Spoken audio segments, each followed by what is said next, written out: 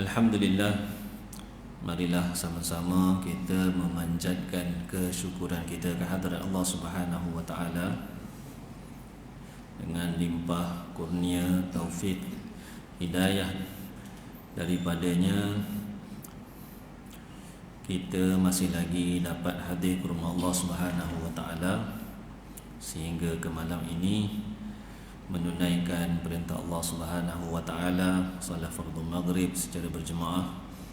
Mudah-mudahan amalan-amalan kita ini diterima oleh Allah Subhanahu wa taala. Pada malam ini kita akan sambung bacaan daripada kitab ringkasan Riyadhus Salihin karangan Al-Imam An-Nawawi rahimahullahu taala. Kita ada dua hadis lagi berkaitan dengan mengajak ataupun menunjuk kepada kebaikan. Selepas itu kita akan masuk bab seterusnya berkenaan dengan taubat. Qala al-musannif rahimahullahu ta'ala wa nafa'ana bihi wa bi'ulumihi fid dharain amin.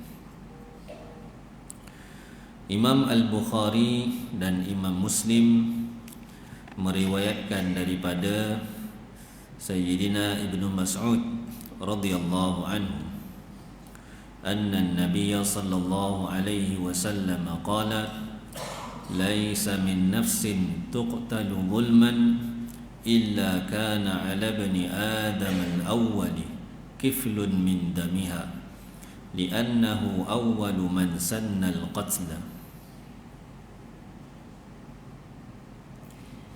Maksudnya bahawa Nabi sallallahu alaihi wasallam bersabda, tidak ada suatu jiwa dibunuh secara zalim. Bunuh ni dia ada dua. Satu bunuh secara zalim, satu lagi bunuh secara hak. Contoh bunuh secara hak, bunuh yang telah diputuskan oleh pihak berkuasa atas dasar qisas. Contohnya satu orang bunuh satu orang lain, maka pihak pewaris boleh tuntut hak nyawa tu daripada pihak yang melakukan jenayah. Dia dibunuh. Itu bunuh tu bunuh secara hak. Jadi Nabi SAW bersabda di sini, tidak ada suatu jiwa dibunuh secara zalim. Secara zalim ni makna tanpa hak.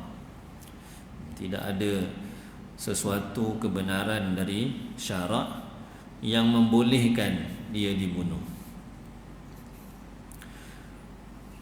melainkan terdapat bahagian dosa daripada darahnya, yakni orang yang dibunuh, ke atas anak Adam yang pertama, iaitu Qabil, kerana dialah yang terawal yang menunjukkan teladan pembunuhan secara zalim. Anak Nabi Adam alaihi salam ada dua orang lelaki, Qabil dan juga Habil. Jadi bila diputus oleh ayah dia supaya pernikahan dilakukan,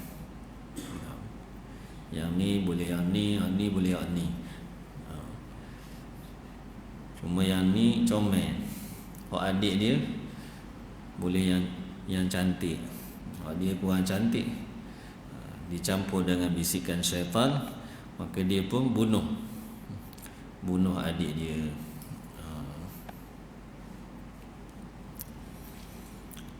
Manusia pertama yang melakukan pembunuhan di atas muka bumi, anak Nabi Adam.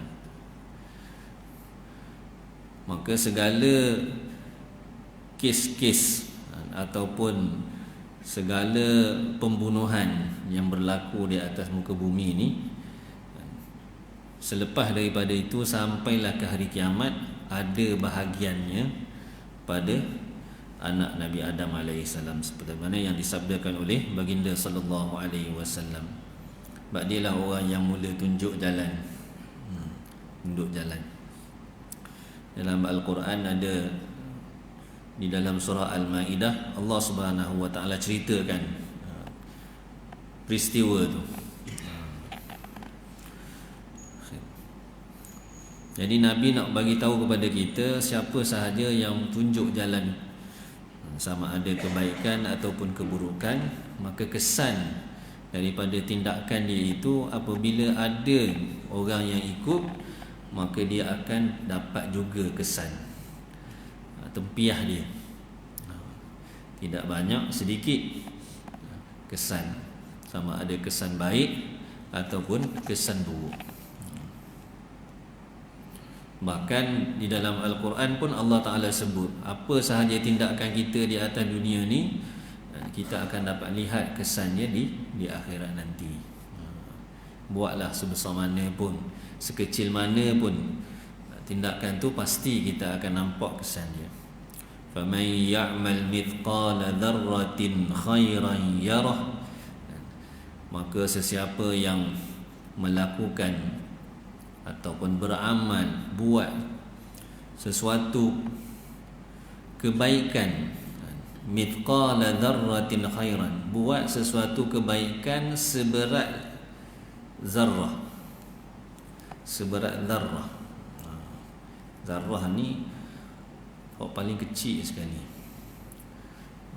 Paling kecil sekali dia punya, orang panggil apa dia punya jirim dia tu paling kecil.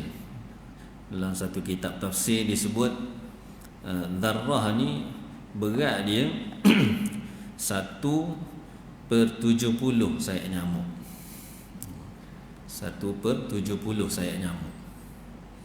Sayap nyamuk tu kerat 70, hak satu tu lah sama besar, sama berat dengan zarrah.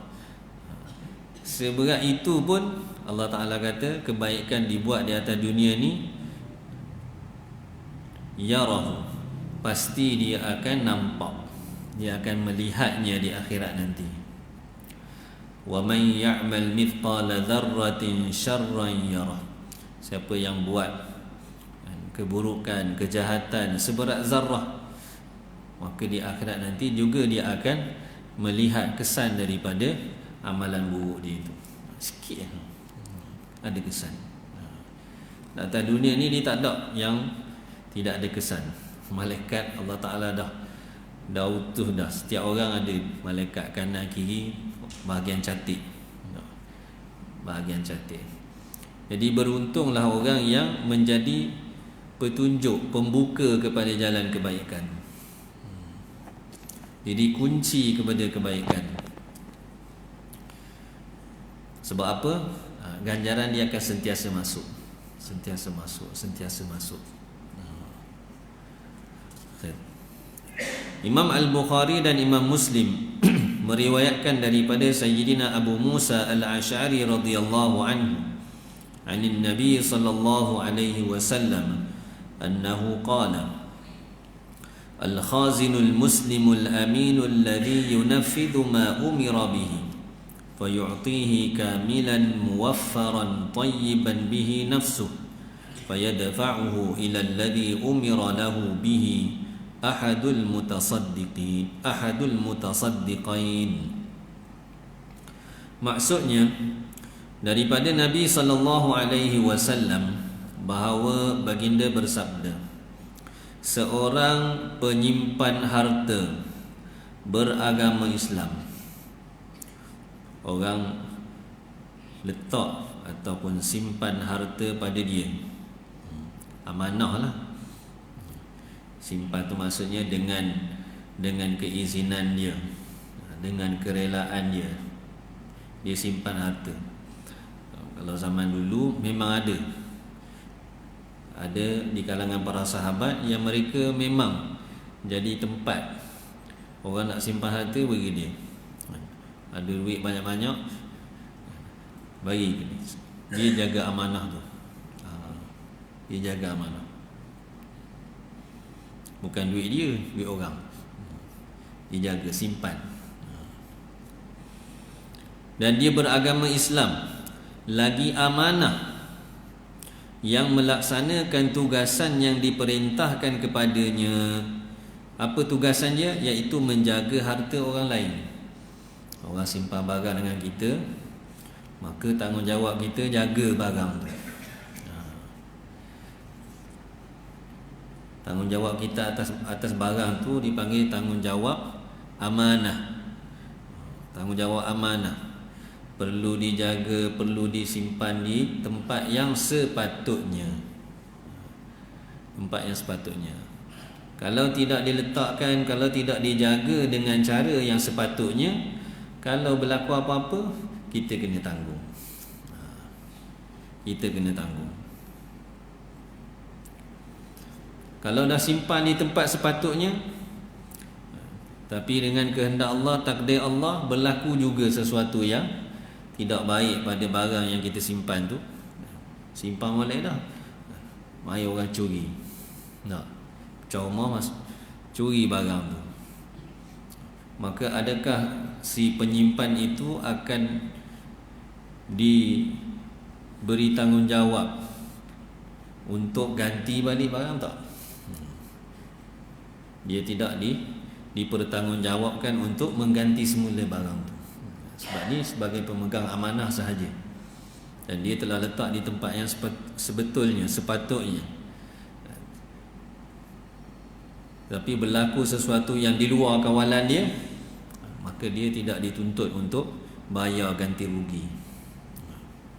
Ini pemegang amanah.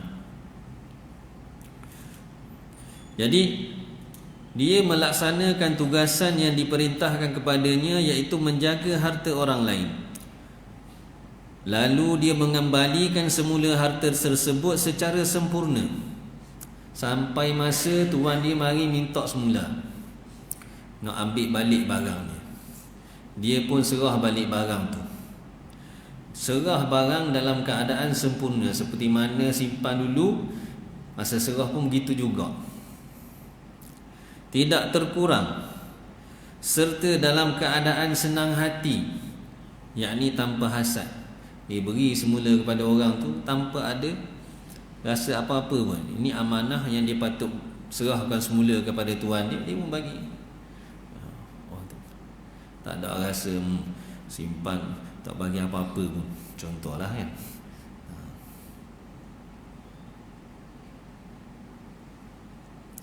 Kemudian dia memberikannya kepada tuan yang menyuruhnya agar menjaga harta itu.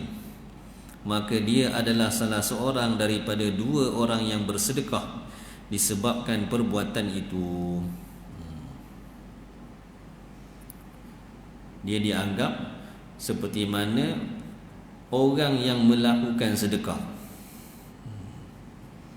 Sebab dia jaga harta, dia simpan dengan cara yang baik, sampai masa dia kembalikan semula harta itu tanpa ada kerosakan dan sebagainya, sampailah kepada tuan yang suruh barang tu disimpan. Orang yang suruh jaga harta tu sampai balik kepada tuan asal dia, maka dia adalah salah seorang daripada dua orang yang bersedekah. Maksudnya, kalaulah tuan barang tu selepas itu sedekahkan harta dia tu pada orang lain, maka si penyimpan amanah ni juga akan dapat pahala sama. Ada orang simpan banyak kan, dia simpan sampai masa dia nak ambil sebab dia nak beri pada orang, contoh. Jadi bahagian penyimpan ni, oleh kerana tuan dia asal diambil dalam keadaan sempurna, tidak ada kerosakan, kemudian dia sedekahkan kepada orang lain, maka penyimpan juga dapat ganjaran. Sebab dia adalah antara watak yang memainkan peranan dalam menjaga barang tu sampailah barang itu sampai ke tangan orang yang disedekahkan.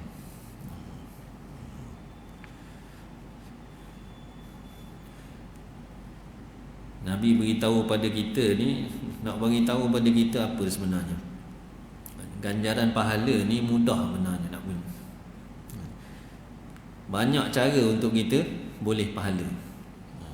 Dan cara pahala yang paling senang untuk kita dapat ialah pahala kita ajak orang kepada kebaikan, tolong orang buat baik, tolong orang buat baik. Ini paling senang nak boleh pahala. Tolong, ajak, bantu. Ini cara yang paling senang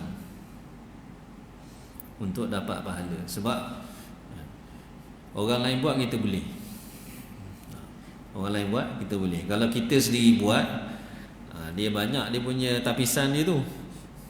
Tengok amalan ni sempurna ke tidak. Lepas tu tengok pula ikhlas dia tahap mana. Keikhlasan dia dalam melakukan amal tu banyak mana, kena kira lagi. Tapi kalau orang lain buat, pahala tu memang dia dapat pahala full. Pahala amalan tu dapat, tak ada tapis lah. Sebab dia jadi penyebab. InsyaAllah. Khair. Kemudian masuk tajuk yang baru berkenaan dengan taubat.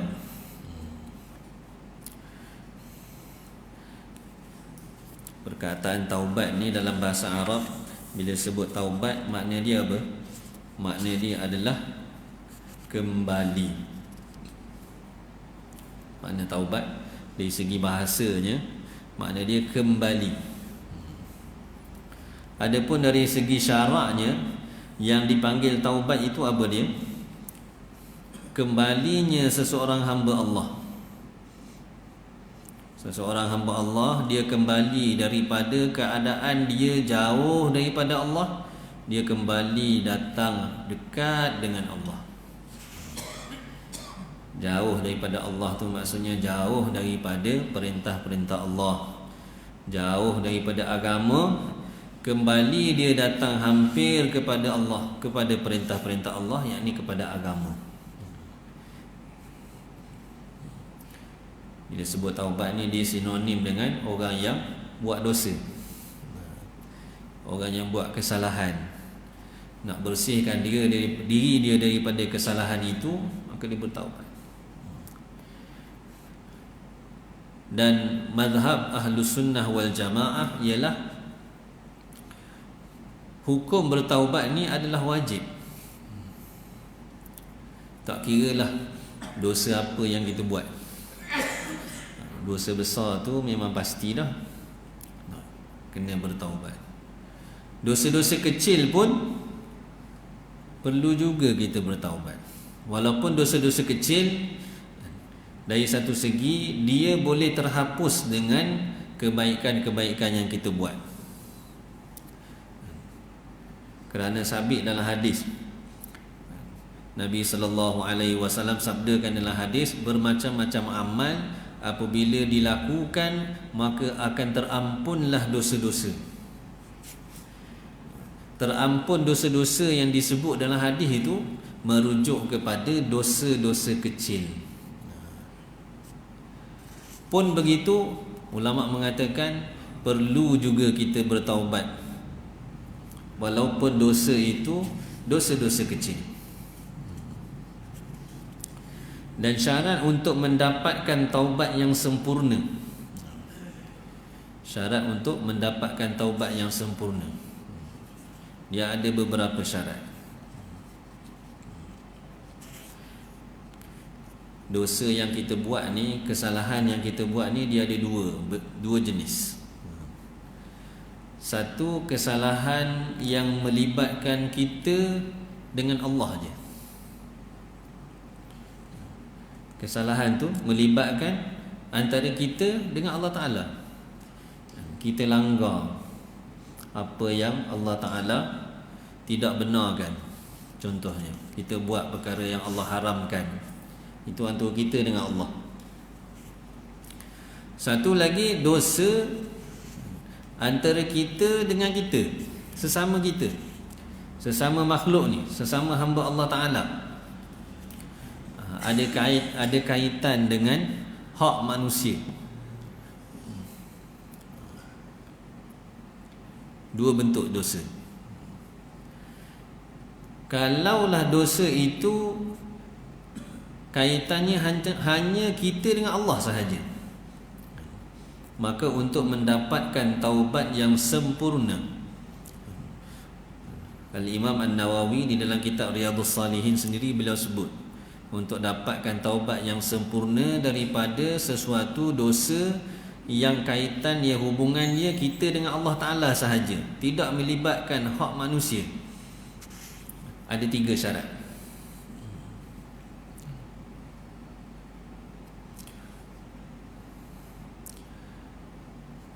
Yang pertama, hendaklah seseorang itu berhenti daripada melakukan dosa itu. Dia kena berhenti dulu.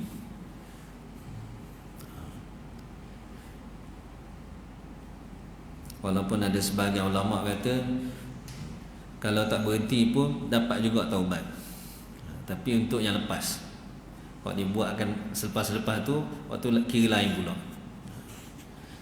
Tapi sebahagian ulama kata untuk didapatkan taubat yang sempurna, hak pertama sekali, syarat yang pertama, dia kena berhenti daripada maksiat tu, daripada dosa tu. Sebab tak mungkin satu orang tu bertaubat dalam masa yang sama dia buat juga benda tu. Dan dia tak panggil taubat kan? Itu syarat yang pertama. Syarat yang kedua, menyesal.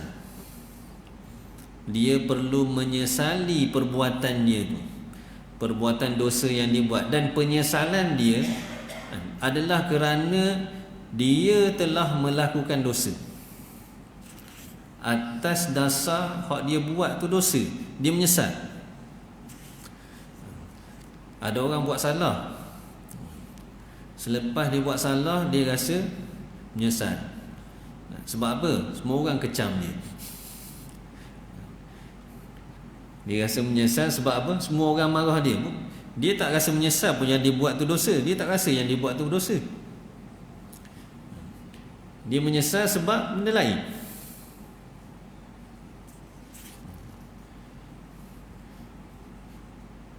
Dalam syarahan kitab Riyadhus Salihin disebut menyesali perbuatan dia itu atas dasar dia telah melakukan dosa. Dia kena sedar, saya ni dah buat salah, buat dosa ni, ini Allah tak suka. Dia menyesal, rasa sedih sebab dia telah buat sesuatu yang menyebabkan Allah Ta'ala tak suka dengan dia. Itu yang kedua. Syarat yang ketiga ialah dia berazam untuk tidak mengulangi lagi dosa tersebut sampai bila-bila. Dia berazam untuk tidak mengulangi dosa yang dia pernah buat sebelum ni sampai bila-bila. Maksudnya dosa yang sama. Sebelum ni dia pernah buat dosa tu, akan datang dia tak nak buat lah dosa tu. Ini 3 syarat untuk dapat taubat yang sempurna. Untuk dapat taubat yang sempurna. Lama kata taubat ni ada 2. Satu taubat sempurna, satu lagi taubat yang tidak sempurna. Yang tidak sempurna ni yang tak cukup 3 syarat ni. Ada syarat-syarat yang tidak sempurna. Dia tinggal dah tapi tidak ada azam. Dia tak buat dah tapi tak ada rasa menyesal, contoh.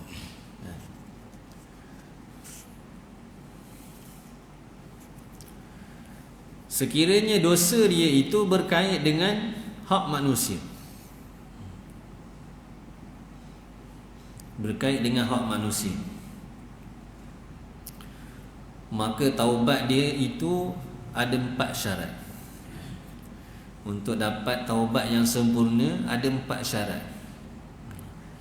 3 syarat yang pertama sama macam hak tadi. Yang pertama dia kena tinggalkan dulu perbuatan tu.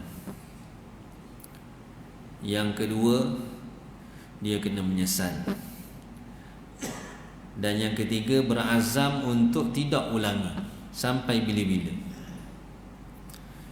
Kemudian yang keempat, oleh kerana ni berkait sesama manusia ni,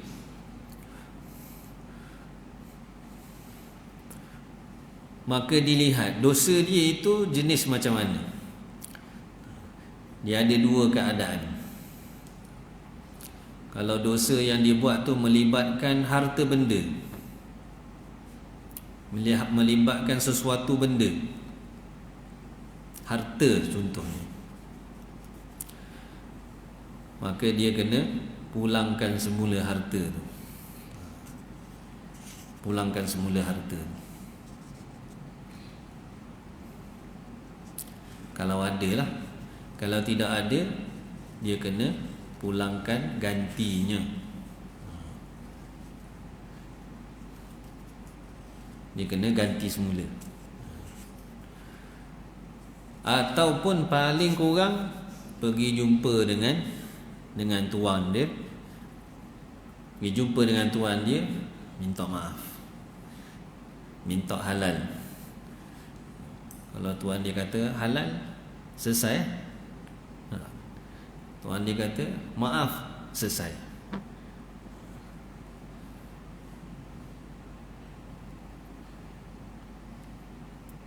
Kalau dosa itu melibatkan sesuatu yang berbentuk hak, contohnya kita kata ke dia, kita mengumpat dia, mengumpat, benda tak ada dia punya fizikal. Fizikal tidak ada, cerita keburukan di belakang. Tak kira lah memang keburukan tu ada ataupun tidak ada, dia cerita. Tuan dia kalau dengar tak suka. Maka cara untuk selesaikan, sempurnakan taubat kita ialah dengan kita meminta maaf daripada orang tu. Bagi tahu saya pernah kata begini-begini. Tidak memadai, kosong-kosong. Tak memadai. Sempena hari raya hantar mesej.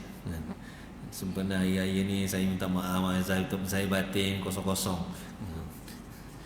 Hal tu tak selesai. Kena bagi tahu apa yang kita dah buat cerita tentang keburukan dia tu, kena bagi tahu dia tahu. Dan minta maaf. Minta maaf.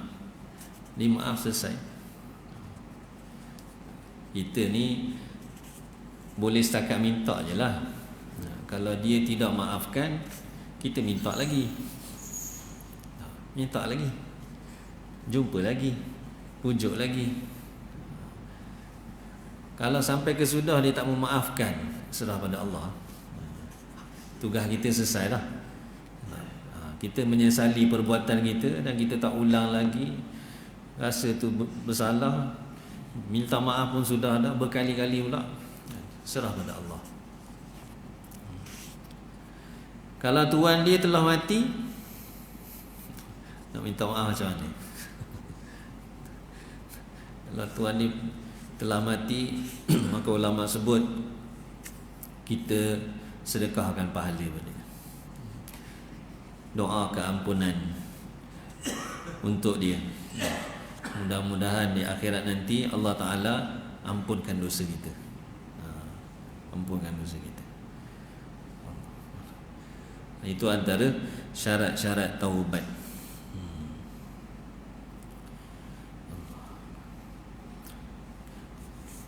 Dalam kitab ni Allah Subhanahu wa taala berfirman, "Wa tubu ila Allahi jami'an ayyuhal mu'minuna la'allakum tuflihun." Maksudnya, dan bertaubatlah kalian kepada Allah, wahai orang-orang yang beriman. Orang beriman ni Allah Taala suruh dia bertaubat. Bila taubat ni maksudnya segala dosa kita hak ada.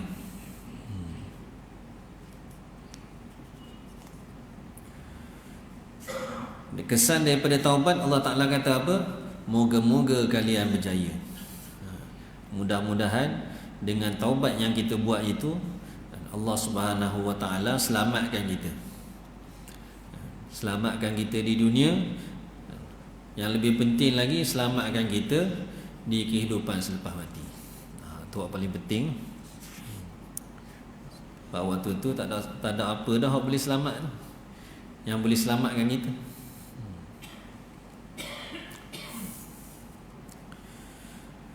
Kemudian Allah Subhanahu Wa Ta'ala berfirman, wastaghfiru rabbakum thumma tubu ilaih inna rabbi rahimun wadud.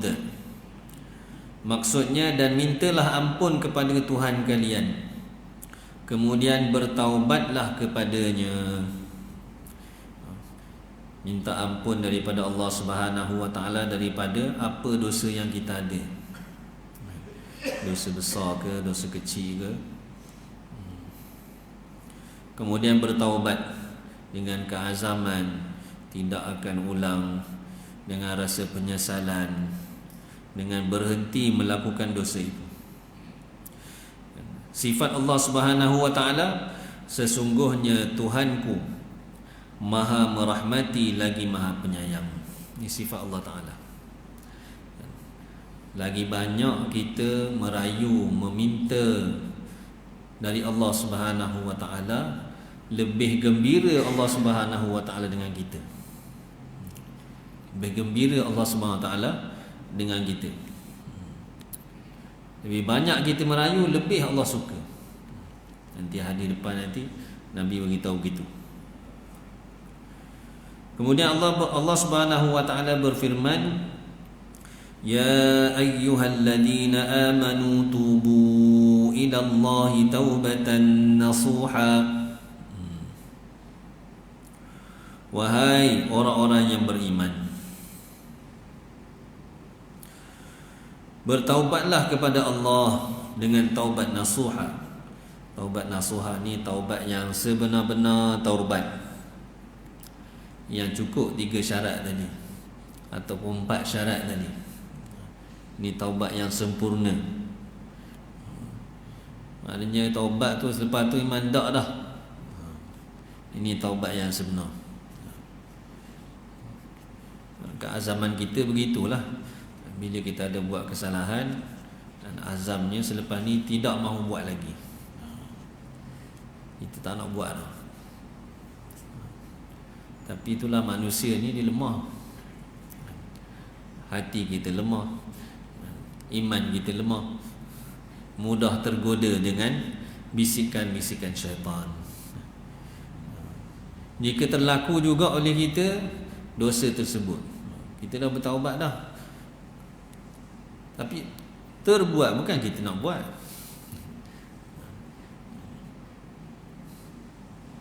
Terbuat juga, maka bertaubatlah lagi. Selagi pintu taubat belum tertutup, maka peluang untuk bertaubat ni terbuka luas. Terbuka luas. Allah Ta'ala sebut dalam Al-Quran, innallaha yaghfirudz dzunuba jami'a. Allah Ta'ala, sesungguhnya Allah Subhanahu Wa Ta'ala akan mengampunkan segala jenis dosa, segala bentuk dosa Allah Ta'ala akan ampunkan. Semua dosa Allah Ta'ala akan ampunkan. Syarat dia kita minta lah. Kita mohon pada Allah Ta'ala ampunkan kita. Satu je yang Allah Ta'ala sebut dalam Al-Quran, dosa yang Allah Ta'ala tak boleh nak ampun, tak boleh nak terima, iaitu dosa syirik. Kita menyengutukan Allah Subhanahu Wa Ta'ala. Ini satu-satunya dosa yang Allah Subhanahu Wa Ta'ala sebut dalam Al-Quran, yang Allah Ta'ala tidak akan ampunkan. Innallaha la yaghfiru an yushraka bihi wa yaghfiru ma duna dzalika liman yasha. Sesungguhnya Allah Subhanahu Wa Ta'ala la yaghfiru, tidak akan mengampunkan, an yushraka bihi, bahawa dia disyirikkan, disekutukan, Allah Ta'ala tak nak ampun.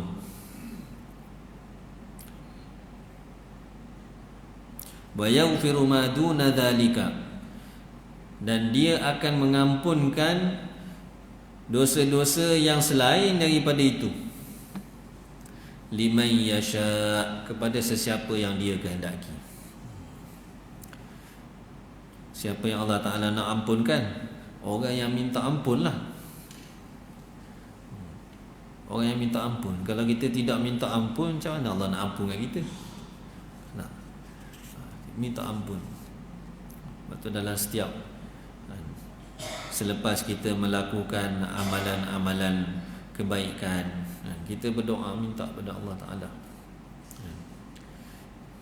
Kita tarik simpati Allah Subhanahu Wa Ta'ala, kasih sayang Allah Ta'ala pada kita. Dosa-dosa kita yang lepas minta Allah Ta'ala ampunkan. Setiap orang ada dia punya kisah dia sendiri. Dia sendiri dia tahu, orang lain mungkin tidak tahu. Jadi kita mintalah ampun daripada Allah. Dan di dunia inilah tempat dia. Waktu sekarang inilah masa dia. Bila sampai satu masa nanti kita tak boleh dah, tak mampu dah. Walaupun kita nak, tapi kita tak mampu dah.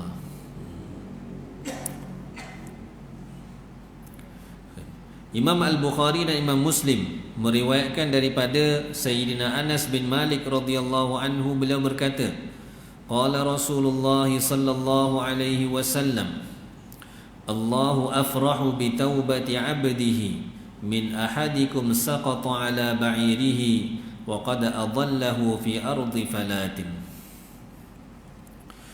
Maksudnya Rasulullah sallallahu alaihi wasallam bersabda, Allah Subhanahu wa ta'ala sangat menyukai taubat seorang hambanya daripada kesukaan seseorang daripada kalian, dari kalangan kalian, yang menemukan kembali untanya dengan tidak disangka-sangka setelah dia kehilangannya di sebuah kawasan yang lapang. Satu orang dia ada zaman kita, zaman dulu kenderaan diunta lah. Waktu zaman kita ni kenderaan motor ke kereta ke, parking-parking hilang. Pergi semula tengok tak ada lah, hilang dah motor, cari pusing sana sini tak jumpa. Sampailah ke petang cari, jumpa. Macam mana dia punya gembira ni tu? No. Kalau zaman dulu dia tambat unta dalam perjalanan, kemudian dia rehat, sedar-sedar unta tak ada lah, hilang.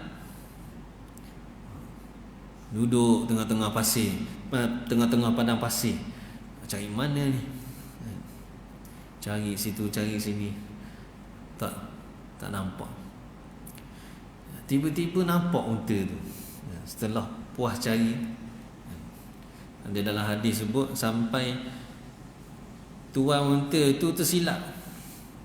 Begitu gembiranya dia waktu tu sampai dia tersilap keluar daripada mulut dia. Keluar daripada mulut dia yang Allah tu hamba, dia tu Tuhan. Balik jadi sebab terlampau gembira. Tapi Nabi kata Allah Ta'ala lebih gembira lagi daripada orang tu. Allah Ta'ala lebih gembira lagi daripada orang seperti itu apabila satu orang hamba dia bertaubat kepada Allah Subhanahu Wa Ta'ala. Bertaubat, gembira, suka. Macam kita lah, kalau ada anak kita buat salah pada kita, ya dia buat salah mana pun, kita nak dengar minta maaf tu je, tak? Dengar tu gembira dah. Kan nak suruh balas apa tak, itu dah gembira dah. Allah Ta'ala berkali-kali ganda lagi lebih gembira apabila satu orang hamba dia buat satu kesalahan, langgar segala perintah dia, kemudian menadah tangan memohon kepada Allah Subhanahu wa taala keampunan Allah. Allah Taala sangat-sangat gembira. Mudah-mudahan Allah Subhanahu wa taala beri taufik kepada kita untuk kita sentiasa bertaubat kepada Allah Subhanahu wa taala,